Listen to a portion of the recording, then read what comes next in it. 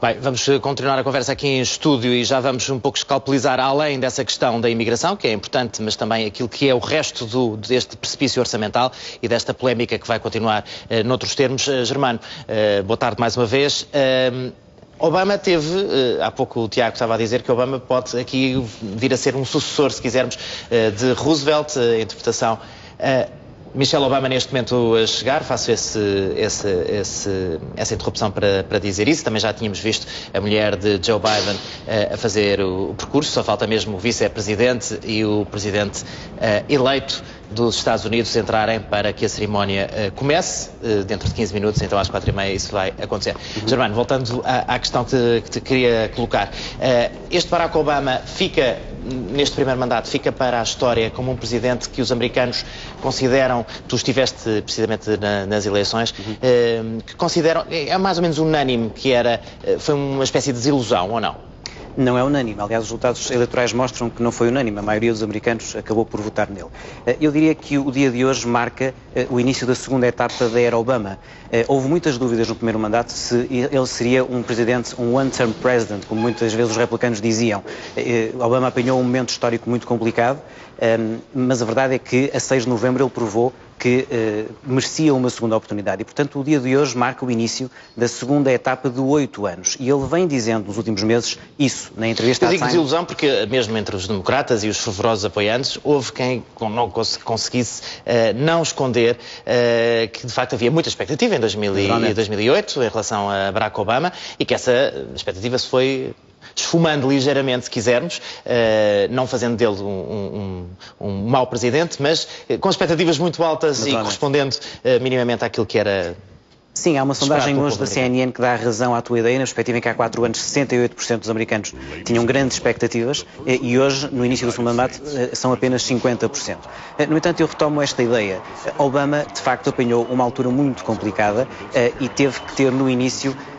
teve que estancar o pânico. Esse foi o grande mérito dele no início. E depois começou o que ele chama de a longa estrada da recuperação. Os Estados Unidos estão há 3 anos seguidos a criar crescimento a nível de emprego. Deixa-me só interromper para dizer que estamos a ver Joe Biden, o vice-presidente, que também está neste momento a dirigir-se então para o local onde se vai realizar esta homenagem. Germano? E, portanto, eu diria que o dia de hoje marca uma localização que é a seguinte. Barack Obama, já sabíamos, é um presidente histórico. Pela primeira vez, os Estados Unidos elegeram um negro há 4 anos. Falta saber se será um presidente grande, um presidente com grandeza, que entra para a história da América. Pelo menos conseguiu o segundo mandato, não é?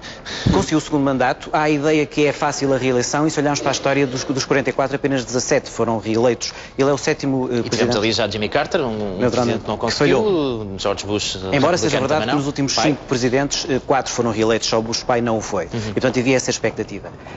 Eu diria que Obama está a procurar um lugar na história a partir do segundo mandato. Passamos do entusiasmo da eleição, da primeira eleição, para a questão do legado. Então, se quiseres, há 4 anos foi o momento da emoção e hoje começa o momento da confiança. Na perspectiva em que Obama podia ter tido um desastre no primeiro mandato e acaba por salvar a América da Grande Depressão, começa a longa estrada da recuperação, consegue a reeleição num momento económico muito complicado e a partir daqui começa a olhar para questões-chave da sua agenda política, nomeadamente a reforma de imigração, que o Nuno há pouco falou, a questão do gun control. É muito significativo que Barack Obama, numa altura como esta, lance a questão do gun control, da restrição do acesso às armas. Ele dá um claro sinal em início do segundo mandato de que não tem medo da luta política com os republicanos, tem uma relegitimação com a questão da reeleição e tem um Congresso, de facto, dividido, mas que, para todos os efeitos, tem uma maioria democrata no Senado maior do que tinha no primeiro mandato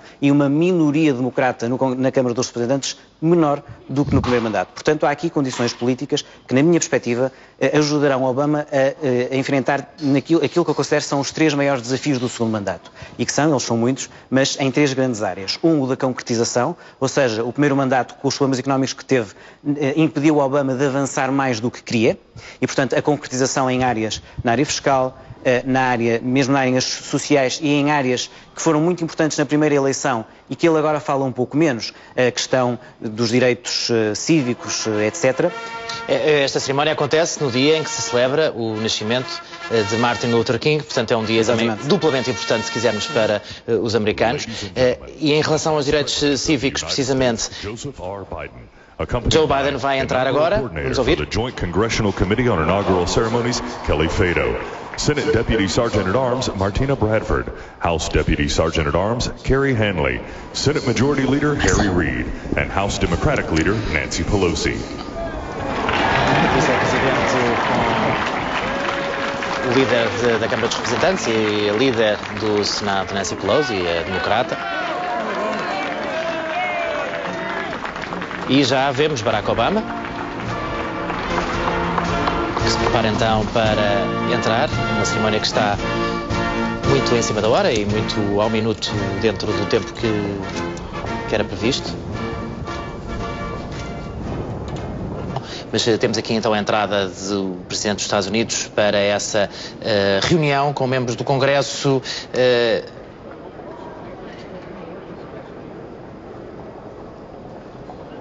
No fundo, a fazer a primeira ponte com aqueles com quem vai ter que discutir todas estas políticas que temos estado aqui a falar. Germano, a importância desta cerimónia, fazendo também tu um balanço deste discurso, a importância desta cerimónia, nós fomos sorrindo aqui algumas vezes face a algumas dos elementos que apareceram aqui, mas isto diz muito aos americanos e é uma cerimónia que os americanos veem quase religiosamente. É verdade, a palavra está bem aplicada, é mesmo quase uma forma religiosa de encarar o sistema americano. Barack Obama é perfeitamente um tipo do sistema e, portanto, respeita isso completamente, mas foi, de alguma maneira, uma surpresa vê-lo aproveitar este momento, que costuma ser mais geral e mais global, para claramente enunciar a sua agenda política. Estava à espera que ele o fizesse apenas no discurso do Estado da União a 12 de fevereiro, mais aos congressistas, mas não, de facto aproveitou, e embora num discurso mais breve do que há 4 anos, foram 15 ou 16 minutos, ele há 4 anos foi meia hora. 20 minutos mais ou menos, seja como for, ele foi muito incisivo a mostrar uma coisa, ele sinaliza que realmente quer deixar um legado mais ideológico do que estávamos à espera. Ou seja, ele hoje disse claramente, quer nos próximos 4 anos aprovar uma reforma de imigração mais dentro da sua visão da América, de um país que mantenha e respeite o sonho americano para aqueles que o queiram abarcar, independentemente de onde tenham nascido. Claramente, alterações climáticas, não nos esqueçamos que foi a questão do Sandy, foi muito importante para a viragem nos últimos dias. Chris Christie teve aí uma importância fundamental muito grande, para Barack Obama, o republicano governador de Nova Jersey. Muito bem. Neste momento, Barack Obama e Joe Biden. Vamos ouvir.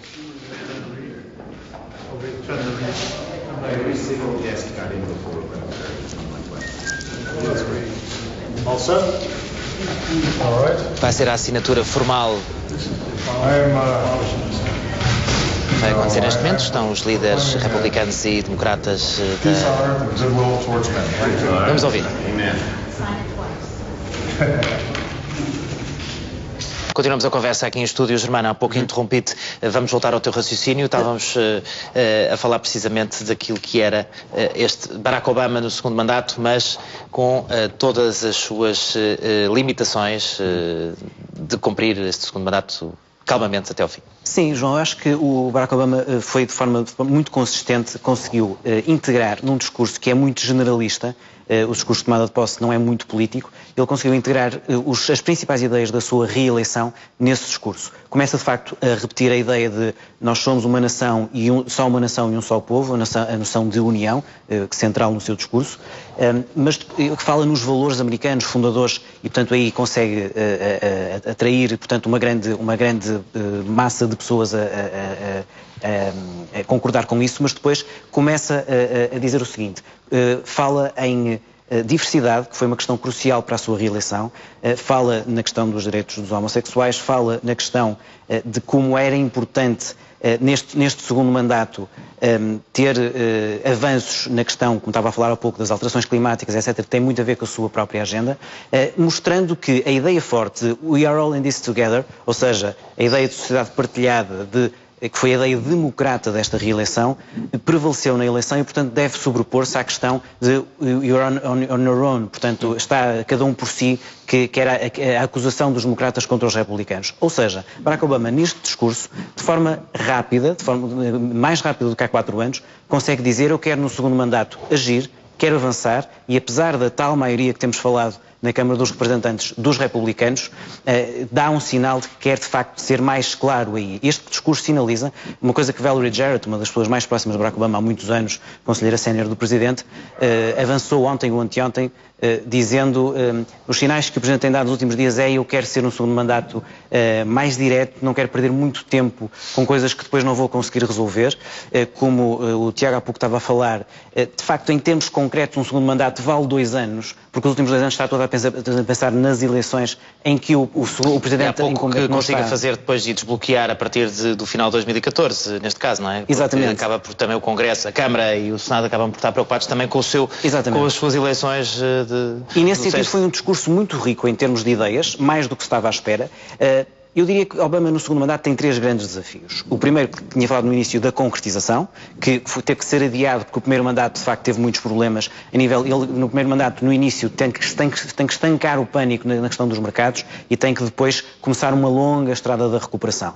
Que teve também muitos problemas, algumas lombas na estrada, porque demorou muito tempo a aprovar o Recovery Act no Congresso e depois acabou por perder a maioria no Congresso e, portanto, ele tem ali muitos momentos de pausa, digamos assim. No segundo mandato, ele dá mostras de querer avançar mais rápido, dessa tal concretização, em que, de facto, a solução para a fiscal cliff foi claramente o primeiro sinal de que o Presidente quer avançar a nível da receita, digamos, já está mais ou menos claro que prevaleceu a ideia do Presidente de que não deve ser através do peso da classe média, mas um aumento de pelo menos 2% mais ricos, para aliviar fiscalmente a classe média mais favorecida, e o Presidente ganhou, mas falta resolver muito em nível de despesas, há decisões muito duras a tomar e está longe da questão de ser resolvida. Depois, um segundo grande desafio que tem a ver com a adaptação, ou seja, a América não está habituada a não se sentir a grande hiperpotência do mundo. E, portanto, vê-se nos próximos anos que há uma ameaça real da China se aproximar claramente dos Estados Unidos. Aliás, quem acha que no final dos anos Obama, a China tenha uma economia quase ao nível dos Estados Unidos. E, portanto, Obama, que é um presidente com uma visão multilateral do mundo, é, no entanto, um presidente com uma visão pragmática da política externa americana. E vai continuar a ser, na perspectiva de mostrar, e ele falou, uma das primeiras ideias do discurso foi: a América é um país excepcional, vai continuar a ser. Somos América. Ele diz somos América. O que é que isso significa?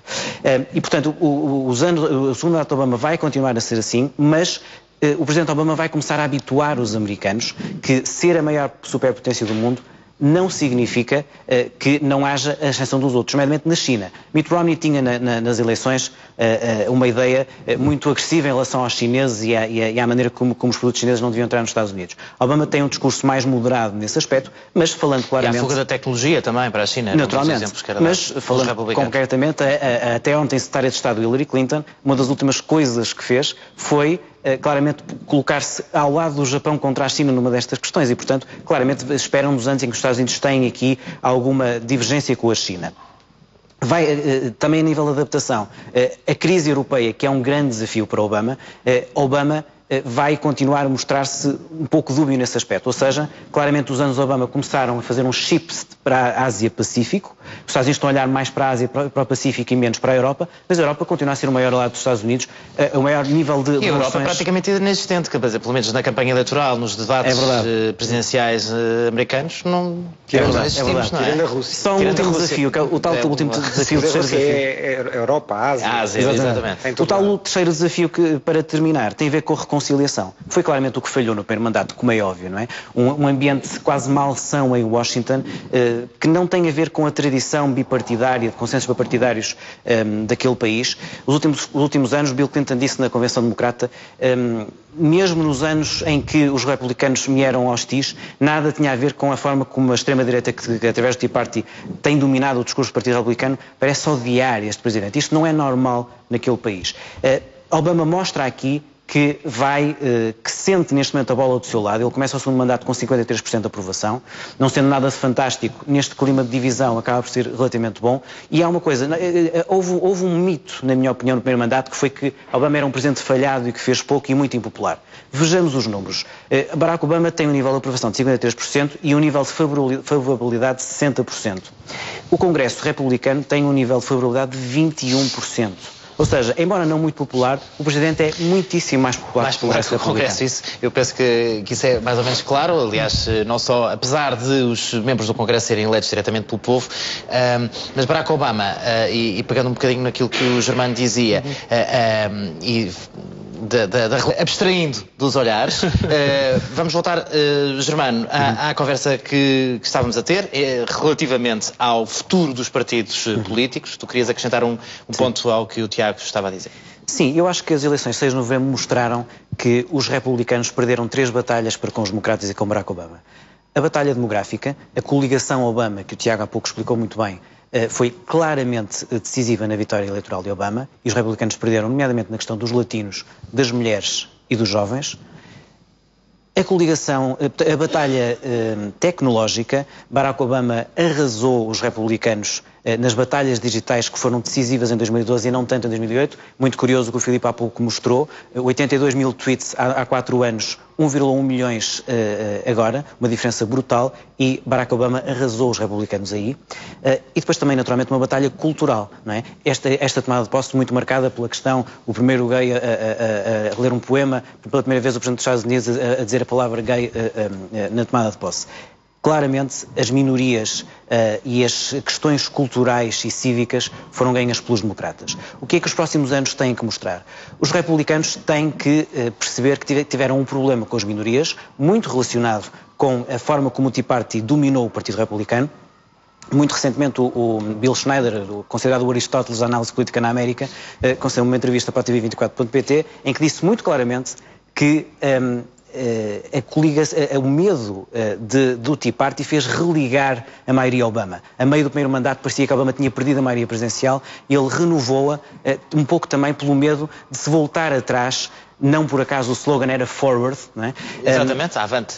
Exatamente, portanto houve um certo medo da base democrata, mesmo apesar de algum medo de que, mesmo apesar de alguma contestação em relação a algumas opções de Obama, de se voltar atrás. Há 2 nomes que, na minha opinião, são decisivos para a renovação do Partido Republicano. Um é o senador Marco Rubio, aqui já referido, um hispânico e um jovem, que tem uma visão, embora tenha sido um Tea Party darling no início, tem uma visão muito tolerante em relação, por exemplo, à questão da imigração, até por razões familiares no caso dele. Não nos esqueçamos que Mitt Romney tinha uma visão em relação à imigração muito dura e teve apenas 27% do voto latino, provavelmente por causa disso. E, naturalmente, o governador Chris Christie, uma figura interessante do Partido Republicano, possivelmente não tem hipótese de ser nomeado em 2016, porque é um tipo muito costa-leste e muito moderado, mas que, claramente, no caso, por exemplo, das armas, foi crítica em relação à forma como a NRA arrasou a reação do Presidente às propostas. E foi, na altura do Sandy, foi importantíssimo, digo eu, para a reeleição também, ou para ajudar naquela reta final de Barack Obama, foi muito importante. Só mesmo para concluir, João, há 3 N's, a Joan Walsh hoje num artigo coloca 3 N's para as maiores batalhas do Presidente Obama no segundo mandato.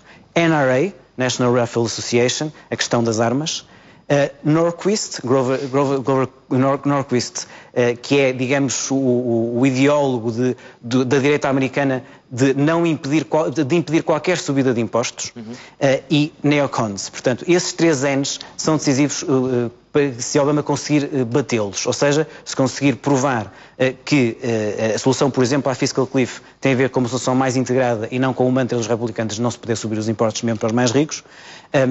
NRA na questão de se de facto Obama conseguir ter aqui uma maioria de americanos a dizer que a segunda emenda é quase é sagrada nos Estados Unidos, o acesso às armas como defesa. Isso é uma coisa, outra coisa que aconteceu em Newtown. O caso de Nova Iorque foi um caso importante para logo mitigar essa assunção, não é? Um pouco, é curioso que tenhas referido isso porque 2 dias antes das 23 propostas do Presidente Obama para endereçar a questão do gun control, o Andrew Cuomo, possivelmente a principal alternativa democrata se a Hillary Clinton não avançar para 2016, governador de Nova Iorque, antecipou-se ao Presidente e apresentou para o Governo do Estado de Nova Iorque propostas muito semelhantes e que avançam bastante na questão da restrição. Algumas mais específicas na limitação do que ainda mais a federal.